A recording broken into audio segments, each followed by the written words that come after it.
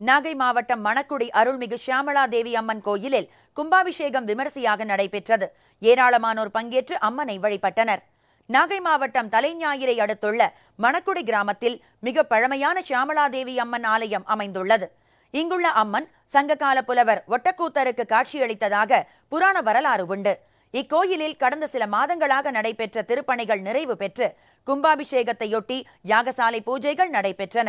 4 கால யாகசாலை பூஜைகளில் 96 வகையான மூலிகைகளை கொண்டு பூஜைகள் யாகம் செய்யப்பட்டு நேற்று ஷியாமளா தேவி அம்மன் கோயிலில் மகா கும்பாபிஷேகம் நடைபெற்றது. விழாவில் ஏராளமான பக்தர்கள் பங்கேற்று சுவாமி தரிசனம் செய்தனர். இதேபோல் பெரம்பலூர் மாவட்டம் வேப்பந்தட்டை அருகேயுள்ள தொண்டமாந்துறை அருள்மிகு காசி விஸ்வநாதர் ஆலய அஷ்டபந்தன மகா கும்பாபிஷேகமும் வெகு விமரிசையாக நடைபெற்றது. கும்பாபிஷேகத்தையொட்டி கணபதி ஹோமம் உள்ளிட்ட சிறப்பு ஹோமங்கள், யாகசாலை பூஜைகள் நடத்தப்பட்டு 6 கால பூஜைகள் நடைபெற்றன.